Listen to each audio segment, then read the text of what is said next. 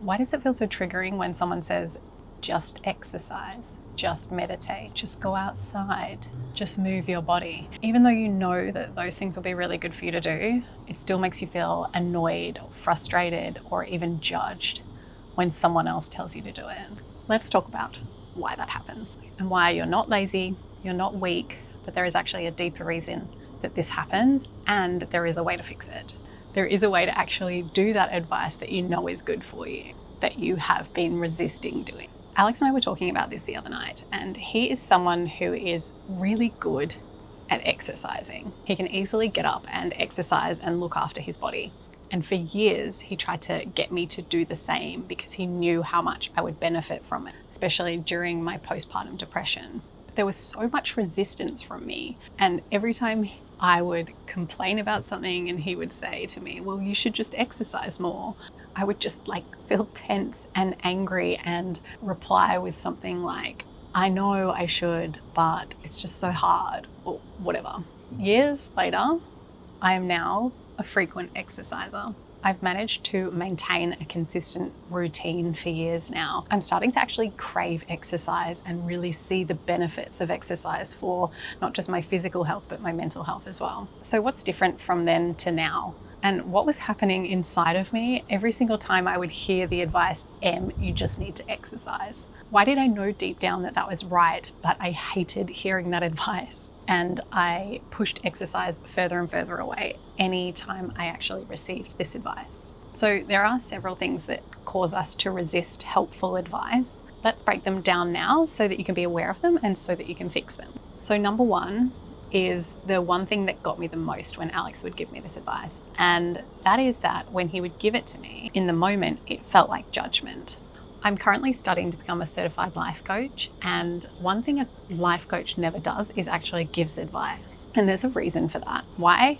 Because it creates a sense of judgment, a sense of superiority, like I am better than you. And from a psychological standpoint, it often makes people feel more distant to that advice. Instead, a life coach is meant to help a client find the solutions themselves. This empowers people and shows them that they have agency over their life. And it makes complete sense, right? Like why we often struggle to take simple, effective advice from the people we love. Also, when you're told to just exercise or just meditate, it can kind of make it feel like your pain that you're feeling is your fault. Like if you just went and did these things, then you wouldn't be struggling. And it's not a nice feeling to feel blamed by someone else. When someone's feeling overwhelmed, that type of advice can feel more like criticism. It can sound like you're doing it wrong. You're doing the best you can with the emotional tools that you have at the time. The good news is you can gain more emotional tools, but discovering them for yourself is what's important. And yes, you might discover them by watching YouTube videos like this, or reading blog posts, or testing things out and then seeing results. But the more the idea comes from yourself, the more likely you are to take action on it. The second reason why we tend to resist advice, good advice from people, is because in that moment, we might just be in survival mode. If you're in survival mode, you're burnt out, you're emotionally exhausted, you're overwhelmed, you're anxious, you're depressed. Even small steps feel like climbing a bloody mountain. Like when I was in the depths of postpartum depression, brushing my teeth was a big issue in the morning. I could do it in the evening, but in those really tough mornings, brushing my teeth was an issue. And you just know that when something like that falls off, you're in survival mode. These tiny little things that we do every day that are just so simple become so incredibly hard. Telling someone to simply go meditate or just go exercise when they're barely holding it together and barely able to brush their teeth can really trigger that person, because simply going to exercise or simply going to meditate feels like a bloody mountain. If you're in this place, you need support and understanding. When I was depressed, little things like having a shower and getting outside daily, they did help, I'm not gonna lie. But I had to come to these solutions myself to feel like I was in control. I was in control of the action that I took that would then affect my emotions and how I felt on a day. But I had to come to these realizations myself with the support and guidance from a therapist too.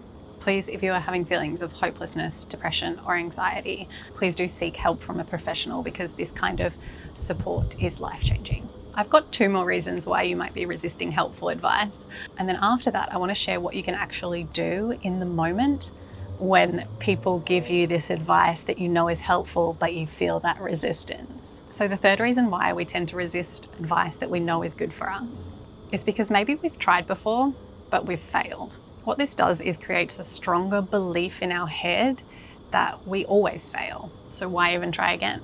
That resistance is often a protective mechanism. Your mind is just trying to shield you from more disappointment. But healing doesn't come from perfection. It comes from small acts of gentleness and trying again without shaming yourself. Just keep trying. And keep trying different things. If it's exercise you're trying to do, test out lots of different exercises. Find lots of different resources that you can learn from, or find communities that you can get involved with. Think on terms of resources. What resources are out there for you? Because there's always resources that can help with anything that you're trying to work on. The fourth reason why we tend to resist advice that we know is good for us is because it clashes with our current identity. I cannot speak more highly about this topic. Identity shifting is one of the greatest personal development tools at your disposal. So hear me out. Have you ever said something like, I'm not that type of person? Or I'm just not a gym person. I'm just not an exerciser. I'm just not much of a runner. I'm just not that organized. These are your beliefs about your identity. If you've never seen yourself as someone who meditates or someone who exercises, you might resist it because it doesn't match your current identity. But I'm here to tell you that your identity isn't set in stone. How good is that? You can actually choose to say, I am a gym person. I am becoming someone who loves exercise. You're allowed to grow. You're allowed to try things that you once dismissed. The language that you use and the specific words that you speak out loud and to yourself actually determine your beliefs about your identity, which impacts your life in a big way. I talk about the importance of language in a video. I'll link it up here. If you were to just watch one video on my channel, I would send you to this one because I think language and words have the biggest impact on our lives. So here we are at the part where I tell you, what do you actually do when someone in the moment, when someone gives you this advice that you know is good for you, but you feel that kind of resistance or that anger build up inside of you because it's advice that you just don't want to hear right now. I want you to notice when you're triggered by someone giving you advice. And then I want you to not dwell on being angry or frustrated that that advice has come your way, and instead make it productive. There's a reason you're getting triggered. Ask yourself, is this suggestion actually bad? Or is it something that is actually true for me? And why does it feel uncomfortable to hear it? And then after you've answered those questions, proceed with the question, what's been stopping me from already implementing this advice? This second question will help you locate the barrier that is stopping you from actually doing that advice, that good thing that you know is helpful for you. Once you know the barrier, you can help get through it. Most barriers are just fears or excuses or just beliefs that are holding you back. And the most powerful thing is that when you come to this realization yourself, when you identify your block and the next step, that's when change actually sticks. Advice becomes transformative when you filter it through your own understanding. That's why the shifts that last the longest, the ones that truly change your life, are the ones that you discover for yourself. So next time someone says to you, just do it, just meditate, notice the trigger, lean into it, and ask yourself the questions. Because the moment that the insight comes from you and not someone else, that's when action follows naturally and real growth begins. And if you want to see how the language that you use every day shapes your identity and how to start using it to finally take action on your dreams, check out my video linked here on the screen now. That's where it all comes full circle. Thanks for watching today. I'll see you over there.